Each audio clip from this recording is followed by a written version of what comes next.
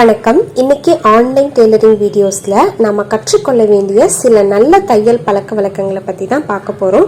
இது அட்வைஸ் இல்ல, ஒரு சின்ன சஜஷன் தான். நீங்க உங்ககிட்ட இருக்கக்கூடிய நல்ல தையல் ஹேபிட்ஸ் பத்தி கமெண்ட்ல ஷேர் பண்ணுங்க. வாங்க வீடியோக்குள்ள போகலாம். ஃபர்ஸ்ட் என்ன அப்படின்னா, நான் முதல்ல சொல்லணும்னு நினைக்கிற இந்த ஹேபிட்ஸை நான் முதல் கொண்டு எல்லாரும் ஃபாலோ பண்ணணும். தையல் மிஷின் மேல வேற எந்த பொருளையுமே வைக்கக்கூடாது. நம்ம ஊர்ல எல்லா வீட்லயுமே தையல் மிஷின் வந்து ஒரு ஓரமா இருக்கும். அதுக்கு மேல துணி, எண்ணெய் பாட்டில், சீப்பு இப்படி நிறைய வச்சிருப்போம். இதை நான் முதல்ல நிறுத்தணும். ஏன்னா மிஷினுக்கு மேல தனியா ஒரு ஸ்பேஸ் வந்து நம்ம வச்சிருக்கணும். சின்ன வீடா இருந்தா கூட முடிஞ்ச வரைக்கும் மிஷின் மேல ஒரு நல்ல துணியை போட்டு மூடி வைங்க.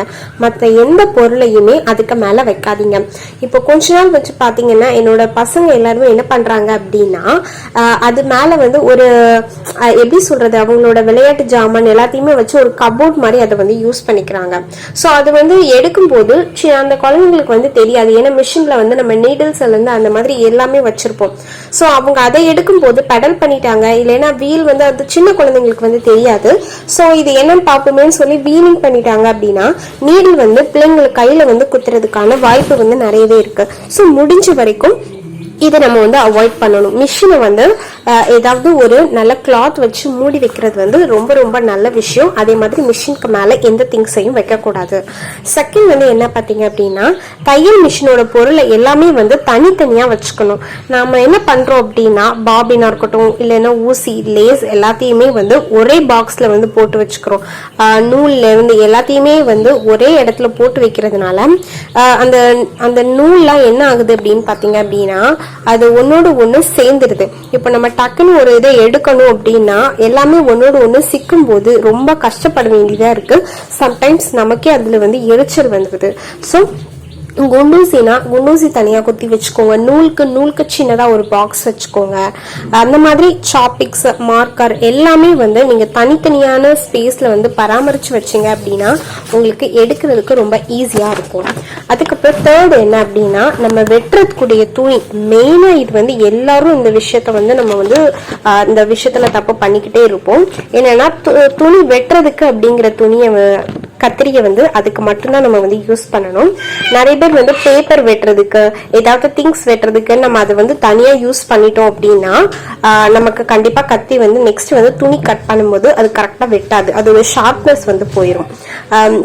என்ன பண்ணணும் அப்படின்னா, இப்போ பிகினர்ஸா இருந்தீங்க அப்படின்னா, இப்ப நம்ம நிறைய பேப்பர் கட் பண்ணி பார்ப்போம், நெக் டிசைன் எல்லாம் கட் பண்ணி பார்ப்போம். அதெல்லாம் ரொம்ப நல்ல விஷயம் தான். பட் இருந்தாலும் கூட பேப்பர்லாம் கட் பண்றதுக்கு தனியா ஒரு சிசர் வாங்கி வச்சுக்கிட்டீங்க அப்படின்னா உங்களுக்கு துணி கட் பண்ணும்போது எந்த டிஸ்டர்பன்ஸும் இருக்காது. இல்லைன்னா அந்த துணி கட் பண்றதுக்கு உங்களுக்கே ரொம்ப கஷ்டமா இருக்கும். அது வந்து சரியா கட் பண்ணலைன்னா நீங்க அழுத்தி கட் பண்ணும்போது உங்களோட விரல்கள்லாம் நிறைய வலிக்கிறதுக்கான வாய்ப்பு நிறையவே இருக்கு. திருப்பி நீங்க அதை ஷார்ப் பண்ண வேண்டியது வரும். ஸோ அந்த மாதிரி ப்ராப்ளம்ஸ் வந்து நிறைய வரும். மெயினா கத்திரி வந்து துணி கட் பண்றதுக்கு தனியா வச்சுக்கோங்க, அது ரொம்ப பெட்டர். ஓகேவா? நெக்ஸ்ட் வந்து என்ன அப்படின்னா, நம்ம தைக்கும் போது குண்டூசியை வைக்க சின்னதா ஒரு மேக்னெட் வந்து நம்ம மிஷின்ல மாட்டி வச்சுக்கிட்டீங்க அப்படின்னா அது ரொம்ப ரொம்ப பெஸ்ட்டுங்க. ஏன்னா குண்டூசியா இருக்கட்டும், உங்க மிஷின் நீடலா இருக்கட்டும், இப்ப நம்ம தச்சுட்டு இருக்கும் போது ஒரு நெக் டிசைன் தைக்கிறோம் அப்படின்னா நமக்கு வந்து குண்டூசி வச்சு நம்ம பின் பண்ணிட்டு தைப்போம். ஒரு பெரிய ஊசி நமக்கு எதுக்காவது தைக்கிறதுக்கு தேவைப்படும். அதாவது பிரிக்கிறதுக்கு இருக்கலாம், இல்லைன்னா நூல் சுத்துறதுக்கா இருக்கலாம், இல்லைன்னா நம்ம ரோப் எடுக்கிறதா இருக்கலாம். அது ஒவ்வொரு தடவையும் நம்ம வந்து பாக்ஸ்ல போய் நம்ம எடுத்துட்டு இருக்க முடியாது. சோ நம்ம என்ன பண்ணுவோம்னா, நம்ம பக்கத்துலயே வச்சுக்கலாம்னு வைப்போம், ஆனா தொலைச்சிருவோம். நான் நிறைய ஊசியவே தொலைச்சிருக்கேன் அப்படி. சோ இப்போ வந்து கண்டிப்பா மேக்னெட் வாங்கி அதுல ஒட்டி வச்சு இப்போ கொஞ்சம் சேஃபா வச்சிட்டு இருக்கேன். சோ அந்த மாதிரி நீங்க வச்சுக்கோங்க. மேக்னெட் எடுத்து மேக்னெட்ல குண்டூசியா இருக்கட்டும், இல்லைன்னா உங்களோட மிஷின் நீடலா இருக்கட்டும், ஹெம்மிங் ஊசி, பெரிய ஊசி, அதாவது ரோப் எடுப்போம்ல, ஸோ பாயிண்ட் ஊசி, அந்த ஊசியெல்லாம் நீங்க மேக்னெட்ல ஒட்டி வச்சுட்டீங்க அப்படின்னா, மேக்னெட்ல ஒட்டி மிஷினோட அந்த பாட்ல ஒட்டி வச்சுக்கிட்டீங்க அப்படின்னா உங்களுக்கு கண்டிப்பா அது வந்து மிஸ் ஆகாது. ஸோ இது வந்து ரொம்ப ரொம்ப நல்ல ஒரு டிப்ஸ் அப்படின்னு நினைக்கிறேன். ஏன்னா இப்போ நான் ஃபாலோ பண்ணி நான் வந்து அதுக்கப்புறம் அதை தொலைக்கவே இல்லை. ஸோ ரொம்ப சேஃபாவே வச்சிருக்கேன். இல்லைன்னா ஒன்ஸ் நான் ஒரு இது தச்சு முடிக்கிறதுக்குள்ளே அது எங்க போச்சுன்னு கீழே தேடி தேடியே என்னோட டைம் வந்து வேஸ்டா போயிடும். அதுலேயே எரிச்சலும் வந்துடும் நமக்கு. ஸோ அந்த லேசினஸை வந்து இது கண்டிப்பா வந்து குறைக்கும். நெக்ஸ்ட் என்ன அப்படின்னு பாத்தீங்கன்னா, தைக்கும் போது டேப் வந்து ஐயோ அது வந்து எனக்கு நிறைய பிரச்சனை அந்த இதனால வரும். என்னன்னா டேப் வந்து மேக்சிமம் கழுத்துல போடுறது ரொம்ப பெட்டர். ஆனா எந்த நேரமும் நான் வந்து கழுத்துல போடுறதே கிடையாது. ஸோ அதனால என்ன பண்ணுவேன்னா, துணி கட் பண்ணிட்டு டேப்பை காணும்னு சொல்லி நான் தேடிட்டே இருப்பேன். என்ன பண்ணணும் அப்படின்னா, கண்டிப்பா நீங்க வந்து என்ன அப்படின்னா, நீங்க தச்சுக்கிட்டே இருக்கிறீங்க அப்படின்னா, ஒன்ஸ் இது நம்ம வந்து இது ஃபீல்டுன்னு வந்துட்டோம் அப்படின்னா, கட் பண்றதுக்குன்னு ஒரு டேப் வச்சுக்கோங்க. கட் பண்றதுக்குன்னு ஒரு டேப் ஒரு பாக்ஸ்ல வச்சுக்கோங்க. இன்னொன்று வந்து என்ன பண்ணுங்கன்னா, நம்ம ஸ்டிச் பண்ணிட்டு இருக்கும்போது அளவு மார்க் பண்றதுக்கெல்லாம் நமக்கு டேப் வந்து தேவைப்படும். ஸோ அந்த டைம் வந்து நம்ம எங்க இருக்கு அப்படின்னு சொல்லி நம்ம தேட வேண்டாம். அப்ப என்ன பண்ணணும் அப்படின்னா, மிஷினோட அந்த வீல்ல வந்து டேப்பை வந்து கெட்டி வச்சிட்டீங்க அப்படின்னா நீங்க ஈஸியா வந்து டேப்பை வந்து எடுத்துக்கலாம். ஸோ 2 டேப்பா அப்படின்னு யோசிக்காதீங்க. இது வந்து உங்களோட டைமையும் மிச்சப்படுத்தும். உங்களுக்கு அந்த டைம் வந்து ரொம்ப நீங்க வந்து டென்ஷன் ஆகாம இருக்கிறதுக்கு யூஸ்ஃபுல்லா இருக்கும். ஸோ மிஷின்ல ஒரு டேப் கட்டி வச்சிட்டீங்க அப்படின்னா, தைக்கும் போது கண்டிப்பா நமக்கு டேப் தேவைப்படும். ஏன்னா நம்ம அளவுகள் ஏதாவது இருக்கான்னு மார்க் பண்ணுவோம், சைட் ஜாயின் பண்ணும்போது அளவு மார்க் பண்ணுவோம். அந்த டைம் நம்ம டேப்பை வந்து தேடிட்டு இருக்க வேண்டாம். ஒரு டேப் எப்போதுமே நீங்க மிஷின் மேல வச்சிட்டீங்க அப்படின்னா அது கண்டிப்பா வந்து உங்களுக்கு யூஸ்ஃபுல்லா இருக்கும். அதுக்கப்புறம் டெய்லியும் ஸ்டிச் பண்றீங்க அப்படின்னா கண்டிப்பா ஒரு 3 டேஸ்க்கு ஒன்ஸ் ஆகுது நீங்க ஆயிலிங் பண்ணணும். அதே மாதிரி எப்பவாவது நான் தைக்கிறேன் அப்படின்னா, எப்பவாவது மீன்ஸ் எப்படின்னா டெய்லி தைக்க மாட்டேன், பட் 2 டேஸ் ஒன்ஸ் அந்த மாதிரி நான் ஸ்டிச் பண்ணிட்டே தான் இருப்பேன் அப்படின்னா வீக்லி ஒன்ஸ் வந்து கண்டிப்பா ஆயிலிங் பண்ணுங்க. நான் தைக்கவே இல்லை ஆனாலும் இருக்கு மிஷின், எப்பவாவது தான் நான் தைப்பேன் அப்படின்னா கூட கண்டிப்பா நீங்க மந்த்லி ஒன்ஸ் வந்து மிஷினுக்கு ஆயிலிங் பண்ணிட்டே இருங்க. நம்ம தைக்கலையே அப்படியே மிஷினுக்கு ஆயிலிங் பண்ணணும்னு கண்டிப்பா நினைக்காதீங்க. நீங்க மிஷினுக்கு எந்த அளவுக்கு ஆயிலிங் பண்ணிக்கிட்டே இருக்கீங்களோ அந்த அளவுக்கு உங்களோட மிஷின் வந்து நல்லா ஸ்மூத்தாவும் இருக்கும், லாங் லைஃபாவும் உங்களுக்கு வந்து மிஷின் வந்து இருக்கும். நெக்ஸ்ட் என்ன அப்படின்னா, தைக்கிற மிஷினோட ஊசி வந்து எப்போதுமே ஒரு டப்பா வந்து நம்ம வந்து வாங்கி வச்சுக்கணும். அது வந்து நமக்கு தேவையில்லாத அலைச்சலை வந்து கண்டிப்பா வந்து குறைக்கும். ஏன்னா தையல் மிஷின் ஊசி வந்து நம்ம தான் வச்சிருக்கோமே, இப்ப தானே சேஞ்ச் பண்ணோம் அந்த மாதிரி கண்டிப்பா நினைக்காதீங்க. திடீர்னு நீங்க ஒரு ஸ்டோன் லேஸ் தைக்கும் போது கண்டிப்பா அது வந்து ஊசி வந்து உடைஞ்சு போக வாய்ப்பு இருக்கு. திடீர்னு ரொம்ப நார்மலாவே எந்த நேரமும் நம்ம வந்து கான்சன்ட்ரேஷன் பண்ணிட்டே தச்சுட்டு இருக்க மாட்டோம். சம்டைம்ஸ் நம்மளையும் மீறி ஏதாவது ஸ்டோன்ல அது வந்து படுறதுக்கு வாய்ப்பு இருக்கு. அப்படி இருக்கும்போது ஐயோ ஊசி உடஞ்சிடுச்சு அப்படின்னு சொல்லி இந்த லாக்டவுனை பொறுத்தளவு நம்ம வந்து ஒவ்வொரு டைமும் போய் வந்து ஷாப்பிங் வந்து பண்ணிட்டு இருக்க முடியாது. அப்படி இருக்கும்போது ஒரு பாக்ஸ் நீங்க வந்து வாங்கி வச்சுக்கிட்டீங்க அப்படின்னா கண்டிப்பா வந்து உங்களுக்கு அந்த மாதிரி ப்ராப்ளம்ஸ் வந்து நீங்க வந்து அவாய்ட் பண்ணிடலாம். அதே மாதிரி மோட்டர் வச்சு தைக்கிறவங்க வந்து ஃபுட் பெடல்ல இருந்து காலை வந்து ஃபர்ஸ்ட் எடுத்து பழகுங்க. ஏன்னா நீங்க தைக்காத நேரத்துல கூட நம்ம என்ன பண்ணுவோம்னா, என்ன மிஸ்டேக் பண்ணுவோம்னா, நம்ம தச்சு முடிச்சிருப்போம். இப்போ நெக்கை வந்து ஃபினிஷ் பண்ணிருக்கோம்னு வைங்களேன், நெக்கை இப்போ தச்சிருக்கோம். இப்போ நெக்ல வந்து இப்போ யூ நெக்லைன் அப்படின்னே எடுத்துக்கிடுமே, எடுத்துட்டு நம்ம இப்போ நான் வந்து தச்சுட்டேன், இப்போ வந்து திருப்பணும் அதை. அப்ப நான் கட் கொடுத்துட்டு திருப்பணும். நான் கட் கொடுத்துட்டு இருக்க நேரம் நான் பெடல்ல காலை வச்சுட்டு எடுக்காம நம்ம ஏதோ ஒரு டக்கு நம்மளே மீறி ப்ரெஸ் பண்ணிட்டோம் அப்படின்னா அது நம்ம கையில வந்து படுறதுக்கான வாய்ப்பு வந்து இருக்கு. ஸோ அதனால மேக்சிமம் வந்து ரொம்ப வந்து கான்சியஸா அதுல தைக்கணும்.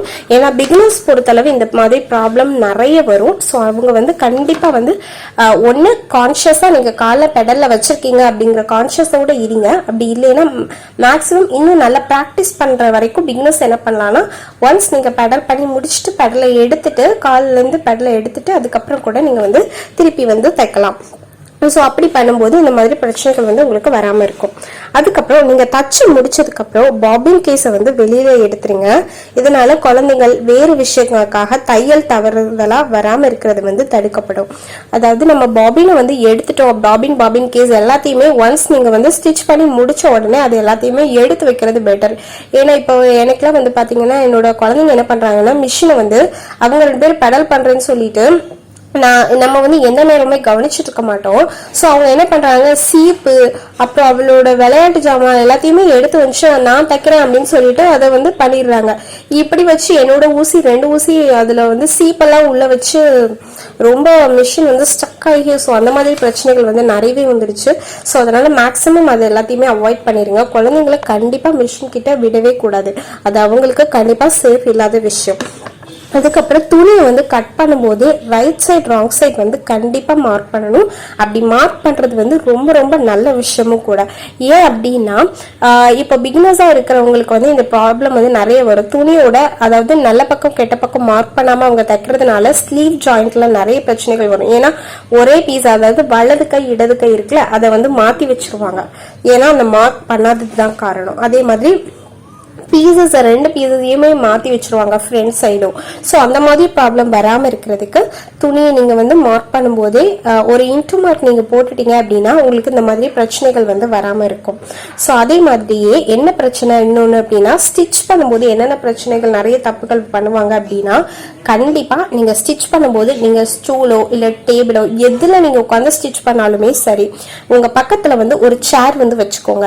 அப்படி நீங்கள் வைக்கும்போது இப்போ நீங்கள் ஒரு பிளவுஸ் தச்சுட்டு இருக்கீங்கன்னா நிறைய பேர் என்ன பண்ணுவாங்கன்னா அவங்க மடியிலே வந்து துணியை வச்சு ஸ்டிச் பண்ணுவாங்க. ஒரு சிலர் என்ன பண்ணுவாங்கன்னா கீழே போட்டுருவாங்க. கீழே போட்டு ஒண்ணா எடுத்து ஸ்டிச் பண்ணுவாங்க. அப்படி பண்றதை விட பெஸ்ட் சொல்யூஷன் என்ன அப்படின்னா ஒரு சின்ன சேர் வாங்கிக்கோங்க. உங்க பக்கத்துல வந்து சேர் இல்லைன்னா ஸ்டூல் ஏதாவது ஒண்ணு வச்சுக்கிட்டீங்க அப்படின்னா ஒன்ஸ் இப்போ நீங்கள் ஃபர்ஸ்ட் பேக் எடுக்கிறீங்களா பேக் எடுத்து ஸ்டிச் பண்ணிட்டு இப்போ சேர்னா சேருக்கு மேலே போட்டுருங்க. அது தச்சு முடிக்காததெல்லாம் நீங்கள் கீழே வச்சிட்டிங்கன்னா தச்சு முடிச்சதான் ஒன்ஸ் நீங்கள் கையை ஃபினிஷ் பண்ணோடனே கையை எடுத்து அப்படி மேலே ஒவ்வொன்றா வைக்கும்போது ஒவ்வொரு பீஸையாக நீங்கள் போய் தேட வேண்டாம். ஐயோ பட்டி எங்கே போச்சு ஃப்ரண்ட் பீஸ் எங்கே போச்சு அப்படின்னு நீங்கள் வந்து தேட வேண்டிய அவசியம் வராது. ஒவ்வொரு பீஸையாக நம்ம கீழே குனிஞ்சு தேடுற டைமும் வேஸ்ட்டு. நமக்கு அந்த டைம் வந்து ரொம்ப எரிச்சலாகவும் இருக்கும். நமக்கு ஒரு லேசினஸ் அது வந்து கொடுத்துரும். ஸோ இந்த மாதிரி பிரச்சனைகள் வந்து சின்ன சின்ன டெய்லரிங் ஹேபிட்ஸை வந்து நம்ம ஃபாலோ பண்ணோம் அப்படின்னா நமக்கு வந்து ரொம்ப இன்ட்ரெஸ்டிங்காக நம்ம வந்து இந்த டெய்லரிங்கை வந்து கொண்டு போகலாம். எனக்கு தெரிஞ்ச டெய்லரிங் ஹேபிட்ஸ் இது எல்லாமே மேக்ஸிமம் இதில் பாதி விஷயத்த நான் ஃபாலோ பண்ணுறேன். நிறைய விஷயத்த நானும் ஃபாலோ பண்ணலை. இனிமேல் கண்டிப்பாக பண்ணணும். அதே மாதிரி உங்களுக்கு தெரிஞ்ச டெய்லரிங் ஹேபிட்ஸ் என்ன அப்படிங்கிறத கமெண்ட் பண்ணுங்க. கண்டிப்பாக அதில் இருக்கக்கூடிய நல்ல விஷயங்களை வந்து கண்டிப்பாக எல்லாருமே எடுத்துப்பாங்க. ஸோ இந்த வீடியோ எல்லாருக்கும் பிடிச்சிருக்கும் அப்படின்னு நினைக்கிறேன். இந்த வீடியோ உங்களுக்கு பிடிச்சது அப்படின்னா லைக் பண்ணுங்க, ஷேர் பண்ணுங்க. ஏதாவது டவுட் இருந்தால் கமெண்ட் பண்ணுங்க. அதுக்கு முன்னாடி மறக்காம நம்ம சேனலை சப்ஸ்கிரைப் பண்ணுங்க. தேங்க்யூ.